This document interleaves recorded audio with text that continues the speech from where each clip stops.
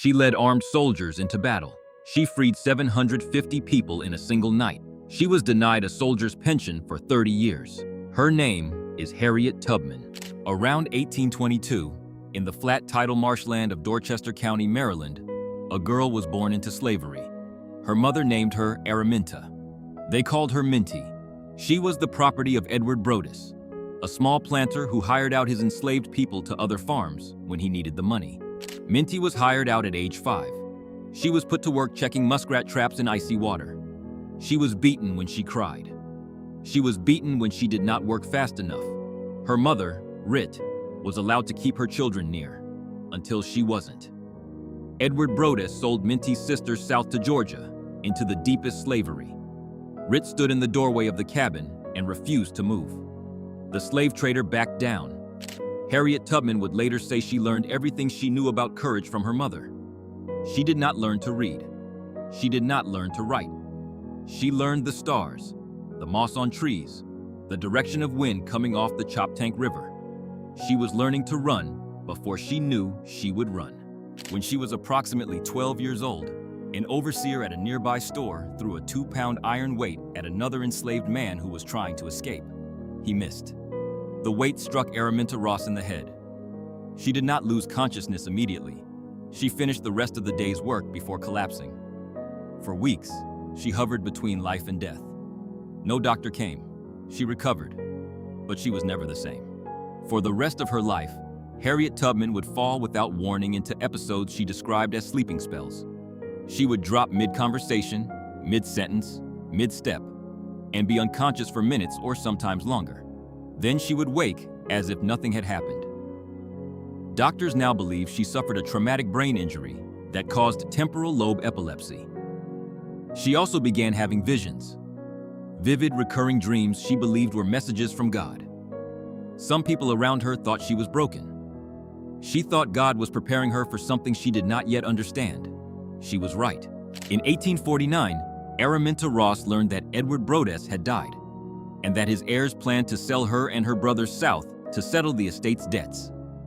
She had already married a free black man named John Tubman and had taken his name, but John refused to run with her. He told her she was foolish. He told her she would be caught. On a September night in 1849, Harriet Tubman walked into the dark alone. She followed the North Star. She moved through swamps and through forests. She slept in haystacks. She was given shelter by Quakers and free black families who formed the loose, whispered network called the Underground Railroad.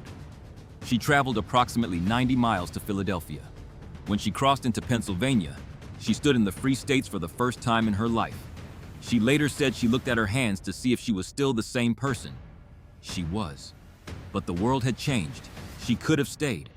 She went back. In December 1850, Harriet Tubman made her first rescue mission south, into the same slaveholding counties she had escaped from. She would return approximately 13 documented times between 1849 and 1860. In each mission, she traveled under darkness, using routes she had memorized on her own escape. She directed freedom seekers to safe houses. She moved during the winter when longer nights gave more cover. She moved on Saturday nights because notices of escaped slaves couldn't be printed in newspapers until Monday. She carried a gun, not just for the slave catchers. She told the people she guided that they could not turn back. Going back meant capture, and capture meant every safe house they had passed through would be burned. "I never ran my train off the track," she later said, "and I never lost a passenger." Historians document approximately 70 people she freed directly, family members and strangers. She also provided detailed route information that helped roughly 50 more escape on their own. The often cited figure of 300 is inflated folklore that developed after her death. 70 was not a small number.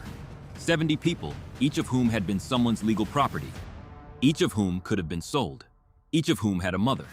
Slaveholders placed bounties on her head, eventually reaching $40,000, equivalent to more than $1 million today. She was never caught.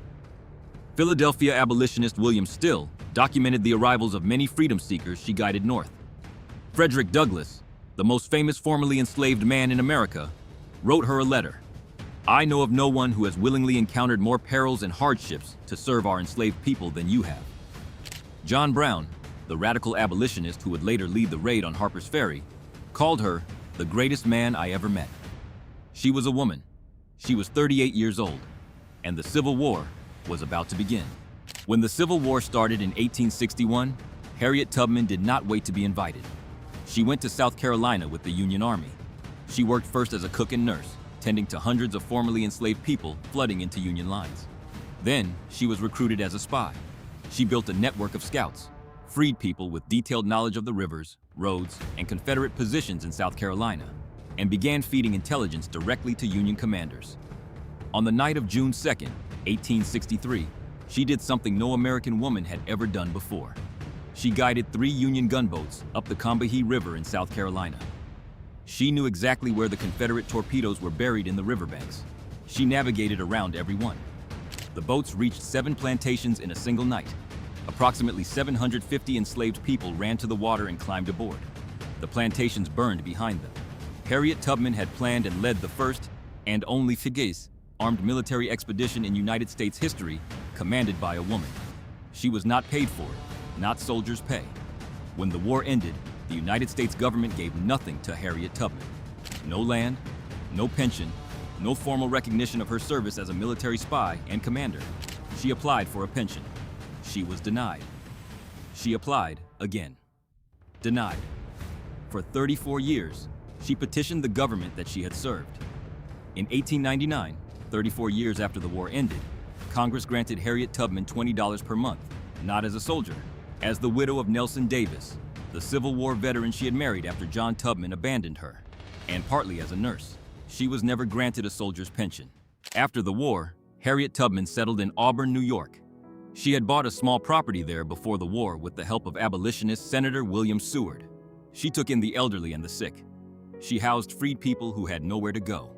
In 1908, she transferred her home property to the African Methodist Episcopal Zion Church and established the Harriet Tubman Home for the Aged, a care facility for Black elderly people at a time when nearly no such institution existed. She married Nelson Davis, a Civil War veteran 22 years younger than her, in 1869. He died in 1888. She died on March 10, 1913, surrounded by friends and family, in the very home she had built. Her last words to the people gathered around her bed: "I go to prepare a place for you." She was interred at Fort Hill Cemetery in Auburn. The city of Auburn gave her a public funeral. Booker T. Washington delivered a speech. She was written out of Civil War histories for most of the 20th century, footnoted, if mentioned at all. In 2016, the U.S. Treasury announced she would replace Andrew Jackson on the $20 bill. A century and a half after she had guided gunboats up the Combahee River and freed 750 people in a single night, the government finally agreed she deserved to be on the currency. As of 2026, the bill has not been printed. In 2022, the governor of New York awarded her the honorary rank of Brigadier General, posthumously. In 2024, the United States Congress awarded her the Congressional Gold Medal. She was denied a soldier's pension. She was nearly erased from the histories. She outlived almost everyone who had tried to stop her. There is a photograph of Harriet Tubman, taken around 1885. She is seated. Her hands are folded in her lap. She is looking directly at the camera. She does not look like a footnote. Say her name: Harriet Tubman.